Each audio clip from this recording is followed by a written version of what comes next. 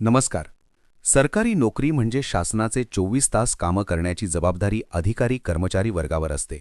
परंतु मग आपले वैयक्तिक कामे कधी करावे ही प्रश्न आपल्याला नक्कीच पडतात. त्याची सुद्धा व्यवस्था आपल्यासाठी राजेच्या रूपाने करून ठेवण्यात आली आहे. याविषयीची माहिती आपण कथेच्या स्वरूपात पाहणार आहोत. ही कथा एका सामान्य सरकारी कर्मचाऱ्याच्या जीवनावर आधारित आहे, जो आपल्या सेवा काळात या विविध रजांचा कसा वापर करतो हे दाखवते. कथा जीवन प्रवासातील रजांचे सोबती. विशाल एका सरकारी कार्यालयात कनिष्ठ लिपिक म्हणून रुजू झाला. तरुण आणि उत्साही विशालला सुरुवातीला वाटायचे की सरकारी नोकरी म्हणजे फक्त काम, पण हळूहळू त्याला सेवा पुस्तिकेतल्या रजा या प्रकरणाचे महत्त्व समजले. नोकरीच्या पहिल्याच वर्षी एका सकाळी त्याच्या चुलत भावाचे लग्न ठरल्याचा फोन आला. लग्न 2 दिवसांवर होते आणि खूप काम होते. विशाल घाबरला, पण त्याच्या वरिष्ठ सहकार्याने त्याला नैमित्तिक रजेबद्दल सांगितले. विशालने 8 दिवसांच्या वार्षिक कोठ्यातून 2 दिवसांची सीएल घेतली. घरगुती आणि तातडीच्या कामासाठी ही रजा किती उपयोगी आहे हे त्याला तेव्हा उमजले. 2-3 वर्ष सतत काम केल्यानंतर विशालला थकवा जाणवू लागला. त्याला त्याच्या गावी जाऊन आई-वडिलांसोबत वेळ घालवायचा होता. त्यावेळी त्याला समजले की त्याने केलेल्या कामाच्या मोबदल्यात त्याच्या खात्यावर अर्जित रजा जमा झाली आहे. तो आनंदाने गावी गेला. वर्षाला 30 दिवस मिळणारी ही रजा जास्तीत जास्त 300 दिवसांपर्यंत साठवता येते आणि निवृत्तीच्या वेळी तिचे रोखीकरण करता येते हे कळल्यावर त्याला सुरक्षित वाटले. काही काळाने विशालचे लग्न झाले आणि काही वर्षांनी त्याला आनंदाची बातमी मिळाली. तो बाबा होणार होता. अशा वेळी वडिलांची उपस्थिती किती महत्त्वाची असते हे सरकारलाही माहीत होते. विशालने पितृत्व रजेचा वापर केला. 15 दिवसांची ही रजा त्याला आपल्या पत्नीला आणि नवजात बाळाला सांभाळण्यासाठी खूप मोलाची ठरली.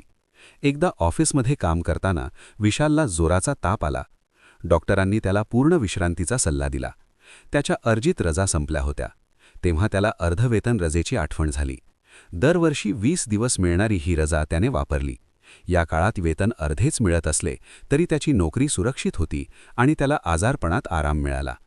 एकदा असा प्रसंग आला की विशालच्या घरी एक मोठी वैद्यकीय अतिबानीत स्थिती निर्माण झाली. त्याला दीर्घ सुट्टीची गरज होती आणि दुर्दैवाने त्याच्या खात्यावर कोणतीही रजा शिल्लक नव्हती. अशा कठीण परिस्थितीत त्याला बिनपगारी रजेचा आधार मिळाला. जरी या काळात त्याला वेतन मिळाले नाही तरी त्याला त्याच्या कौटुंबिक संकटाला तोंड देण्याची वेळ मिळाली.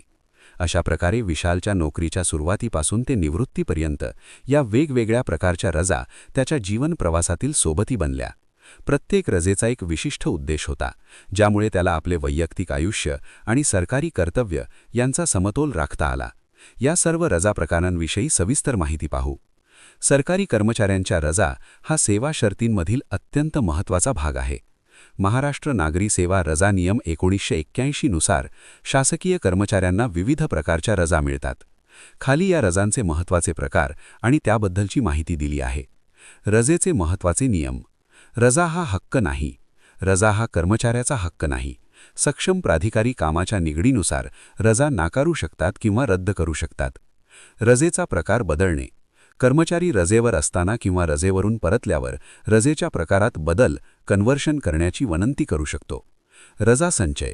काही रजा साठवता येतात तर काही ठराविक काळातच वापराव्या लागतात. रजेचे मुख्य प्रकार. 1.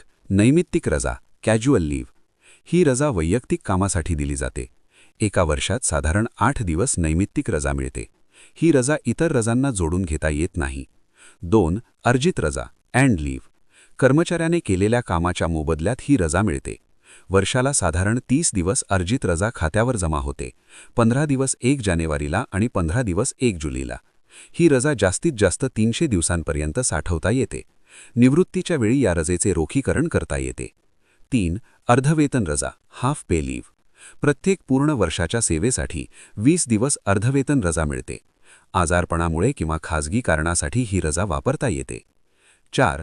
रूपांतरित रजा कम्युटेड लीव्ह. वैद्यकीय प्रमाणपत्राच्या आधारे अर्धवेतन रजेचे रूपांतर पूर्ण पगारी रजेत करता येते. यामध्ये 2 दिवस अर्धवेतन रजा कापली जाते आणि 1 दिवस पूर्ण पगारी रजा मिळते. 5. प्रसूती रजा मॅटर्निटी लीव्ह. महिला कर्मचाऱ्यांना 2 अपत्यांपर्यंत 180 दिवसांची प्रसूती रजा मिळते. ही पूर्ण पगारी असते आणि सेवा पुस्तिकेत तिची वेगळी नोंद ठेवली जाते. 4. पितृत्व रजा पॅटर्निटी लीव्ह. पुरुष कर्मचाऱ्यांना त्यांच्या पत्नीच्या प्रसूतीच्या वेळी 15 दिवसांची रजा मिळते.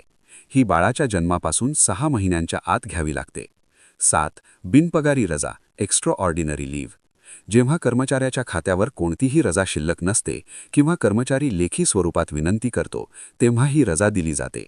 या काळात वेतन मिळत नाही. अशा प्रकारे आपण रजाविषयी सविस्तर माहिती पाहिली आहे. आपणास धन्यवाद देऊन मी थांबतो. पुन्हा भेटू लवकरच.